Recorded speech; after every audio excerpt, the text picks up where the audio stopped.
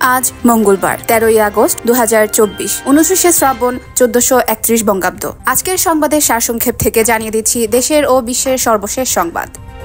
বিসিবিতে যেভাবে অজয় হয়ে ওঠেন সভাপতি নাজমুল। তথ্যসূত্র প্রথম আলো। একটি দেশের ক্রিকেটের শেকড়ই হলো ঘরোয়া ক্রিকেট। বাংলাদেশে যেটাকে একরকম ধ্বংসই করে দিয়েছেন বিসিবি সভাপতি নাজমুল হাসান ও তার বোর্ড। শেখ হাসিনার বিচার দাবি। তথ্যসূত্র বাংলাদেশ প্রতিদিন। সম্প্রতি চাকরিতে সব গ্রেডে কোটা সংস্কার আন্দোলন ও ছাত্র জনতার অভ্যুত্থানে 4 শতাধিক ছাত্র জনতা হত্যায় জড়িত থাকার অভিযোগ করে আন্তর্জাতিক অপরাধ ট্রাইব্যুনালে মামলা দায়ের করার মাধ্যমে শেখ হাসিনার বিচার দাবি জানিয়েছে বৈষম্য বিরোধী ছাত্র আন্দোলন। গতকাল বিকালে ঢাকা বিশ্ববিদ্যালয়ের রাজু ভাস্কর্যের পাদদেশে এক সমাবেশে বৈষম্য বিরোধী ছাত্র আন্দোলনের অন্যতম সমন্বয়ক হাসনাত আব্দুল্লাহ এই দাবি জানিয়েছেন। হাসিনাকে উৎখাতে যুক্তরাষ্ট্রের কোনো ভূমিকা নেই, হোয়াইট হাউস। তথ্যসূত্র ইত্তেফাক। শেখ হাসিনাকে ক্ষমতাচ্যুত করার পিছনে যুক্তরাষ্ট্রের ভূমিকা আছে বলে বিভিন্ন জল্পনা কল্পনা চাউর হয়েছে। তবে এমন অভিযোগ জল্পনার সরাসরি প্রত্যাখ্যান করেছে যুক্তরাষ্ট্র। দেশটি জানিয়েছে হাসিনাকে উৎখাতে যুক্তরাষ্ট্রের কোনো ভূমিকা নেই। সেই সঙ্গে বাংলাদেশে মার্কিন হস্তক্ষেপের অভিযোগ কেবলই মিথ্যা। মঙ্গলবার বার্তা সংস্থা রয়টার্সের এক প্রতিবেদনে এই তথ্য জানানো হয়েছে।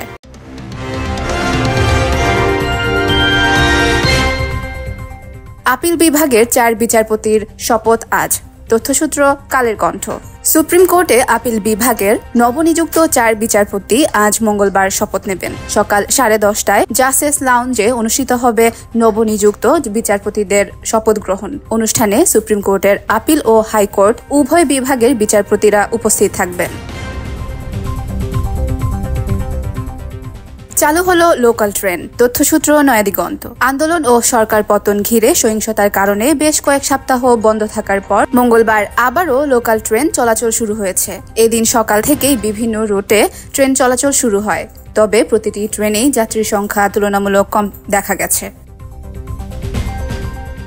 15 আগস্ট নিয়ে যে সিদ্ধান্ত নিল দিল্লির বাংলাদেশ দূতাবাস। তথ্যসূত্র যুগান্তর। 1975 সালের 15 আগস্ট স্মরণে প্রতি বছর ওই তারিখে বিশ্বজুড়ে বাংলাদেশের বিভিন্ন দূতাবাস ও মিশনে জাতীয় শোক দিবস পালন করা হয়ে থাকে। ভারতের রাজধানী দিল্লিতে বাংলাদেশ হাই কমিশনও এর কোনো ব্যতিক্রম নয়। গত বছর পর্যন্ত সসম্মানে ও যথোচিত মর্যাদায় এই কর্মসূচি সেখানে পালিত হয়ে এসেছে।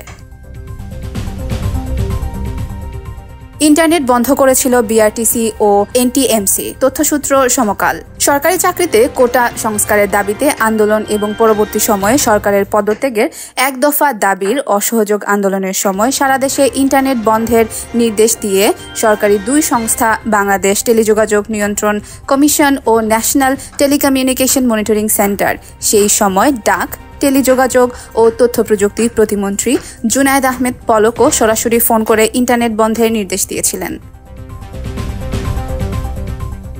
আমার মায়ের মতো একই পরিণতির হুমকি স্বরাষ্ট্র উপদেষ্টাকে। সজীব ওয়াজেদ জয়। তথ্যসূত্র জনকণ্ঠ। জনতা স্বরাষ্ট্র উপদেষ্টাকে আমার মায়ের মতো একই পরিণতির হুমকি দিয়েছে বলে জানিয়েছেন আওয়ামী লীগ সভাপতি শেখ হাসিনার ছেলে সজীব ওয়াজেদ জয়। সোমবার রাতে সামাজিক যোগাযোগ মাধ্যমে এমন প্রতিক্রিয়া জানান তিনি।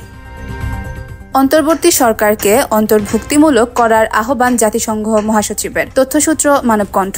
বাংলাদেশের অন্তর্বর্তীকালীন সরকারকে অন্তর্ভুক্তিমূলক করার জন্য চেষ্টা চালিয়ে যাওয়ার আহ্বান জানিয়েছে জাতিসংঘের মহাসচিব আন্তোনিও গুতেরেস। মঙ্গলবার এক বিবৃতিতে এই আহ্বান জানান তিনি। নির্বাচনের পরিবেশ তৈরিতে সময় দেবে বিএনপি। তথ্যসূত্র কালবেলা। নির্বাচনের যথাযথ পরিবেশ তৈরি করার জন্য অন্তর্বর্তীকালীন সরকারকে সময় দেবে বিএনপি। গত সোমবার বিকেলে রাষ্ট্রীয় অতিথি ভবন যমুনায় অন্তর্বর্তীকালীন সরকারের প্রধান উপদেষ্টা অধ্যাপক ডক্টর মোহাম্মদ ইউনিসের সঙ্গে বৈঠকে দলের এই অবস্থানের কথা জানান বিএনপির নেতারা। আজকের সারসংক্ষেপ এখানেই শেষ করছি। আপনারা সবাই সুরক্ষিত থাকুন এবং রিল্যাক্স নিউজ 24 এর সাথে থাকুন।